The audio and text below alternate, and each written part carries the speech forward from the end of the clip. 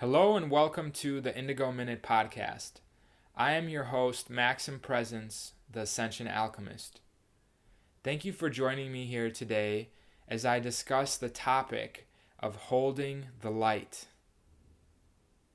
One of the greatest challenges that we face as conscious creators is our ability to hold the frequency of light that we prefer no matter what is happening in our environment. Now, before I get into this concept of holding the light, I want to define what I mean by the light. Light is the one substance that everything is made of. Light is the universal silly putty that makes up all form. That's why when you say we are all one, at a fundamental level, it is true because we are all made of this one light energy. We're all made of energy, and this energy is light.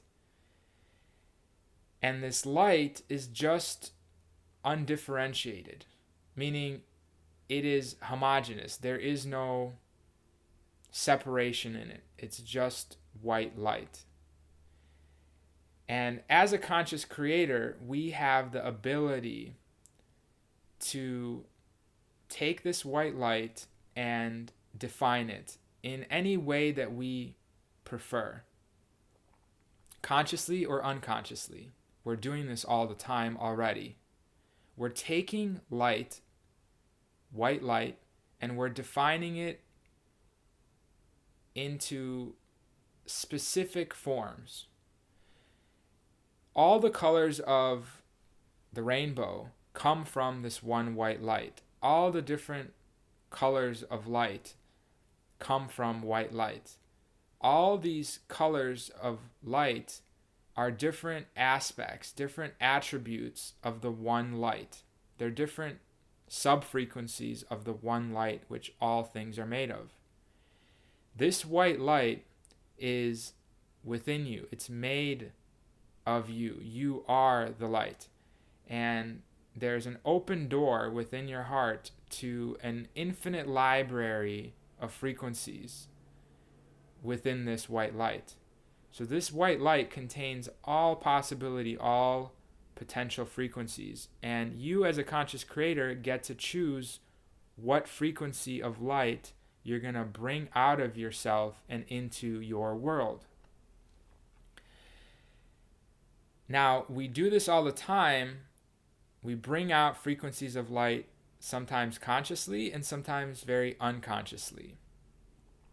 And as conscious creators, the challenge that we face is to consciously pour out the frequency of light that we prefer to feel and experience, no matter what anybody else is doing or projecting in the moment. Now, I know you've had this experience before where you're feeling in a good mood and you come into an environment where somebody else is feeling in a bad mood, and their bad mood makes you start feeling that very same bad mood that they're feeling. And as a conscious creator, your challenge is to feel whatever you want to feel, no matter what anybody else is feeling, and basically hold the frequency that you prefer without getting pulled into the frequency that somebody else is putting out that you don't prefer. In every moment, there is what I like to call a dominant frequency that's present. And whenever a dominant frequency comes in contact with another dominant frequency, there's a battle for dominance. There's a battle for which one of those dominant frequencies is going to become the supreme frequency. Now, what I mean by this is when you are feeling in a mood that's positive, when you're feeling well-being, when you're feeling confidence, when you're feeling happy and peaceful, and your frequency is, let's say your dominant frequency is well-being. You feel well. And you walk into a room where somebody is feeling anger, somebody's feeling frustration and irritation. There is a battle of frequencies that takes place. Your frequency of well-being and confidence is now battling head to head with the frequency of anger and frustration and irritation that somebody else is putting out there. So it's up to you as a conscious creator to hold your frequency without falling into matching the frequency that you don't prefer. What's happening on a mechanical level is one individual is very unconscious, triggered by something that happened in their day, and they're triggered in an unconscious way to hold a frequency of anger, frustration, and irritation. And they feel justified in holding that frequency because of something that happened. This person, pissed me off and effed me over, and so I'm justified in being angry and upset and irritated and frustrated. And those feelings are making me feel empowered that they're wrong and I'm right, and I'm going to feel angry and frustrated and irritated, and I'm going to talk all this smack and put it out into the environment. Now, all those energies of anger, frustration, and irritation are not healthy for that person, and they're not healthy for anybody in the environment because they're lower frequencies that damage the body, that create disharmony in the environment. Now, you as a conscious creator, you have the ability to transform those energies and hold the frequency that you prefer, which is more harmonious, that creates well-being in the environment, confidence in the environment. So how do you do this? How do you hold your frequency when somebody is so committed to holding a frequency that's not healthy for the environment? How do you not fall into feeling anger and irritation and frustration when they're so powerfully putting that out there? Well, the first step is you must be aware of your presence. You must be fully conscious of yourself in that moment. So the first step is to be connected, to become centered in your infinite eternal presence. So in every moment, you are able to connect with your infinite eternal untouchable presence, which you are fundamentally. You are the source of all power, wisdom, and love. And your connection to that you, to yourself, to your source, is the number one priority. Because if you're not connected to your infinite power, wisdom, and love, to your infinite, untouchable, eternal presence, then it's going to be very challenging for you to hold a dominant frequency consciously. Because your power comes from the power of the presence that you are, not from your limited identity of a separate character.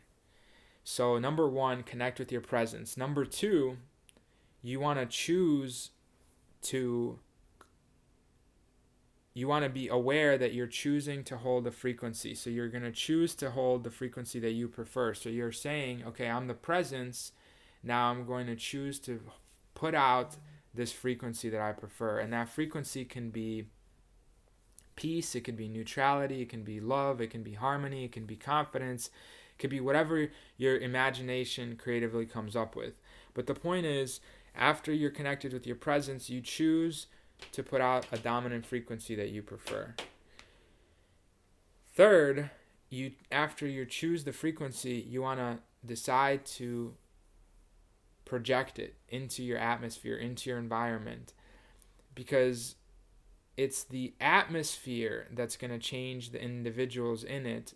It's not up to you to change the person that's putting out the anger. It's up to you to change the environment that person is in, because it's the environment that's going to change the person. You're not trying to battle the person themselves. You're changing the environment that they're in.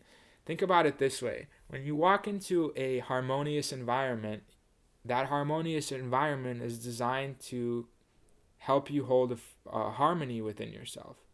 When you walk into an environment that's very cluttered and messy, it's not designed to help stimulate clarity and harmony. So The environment attracts and organizes the things within it. And because your presence contains the environment, when you put out a frequency, you as the presence, as the environment, change the forms within it. You change the characters and how they feel within you as the presence. So you are then responsible for projecting the frequency that you prefer as the environment, and sustain and hold that frequency of peace no matter what is being said or what that other person is doing.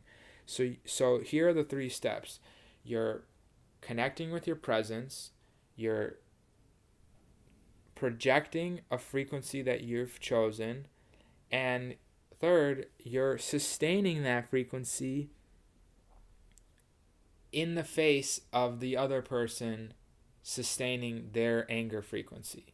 Because when somebody's committed to anger or frustration or irritation, they're going to unconsciously feel justified in feeling that way, and they're going to battle you on holding that anger. They want to hold anger. They want to feel and continue to feel frustrated and irritated because it makes them feel empowered, and it's the only way they know how to deal with what happened to the trauma that they experienced.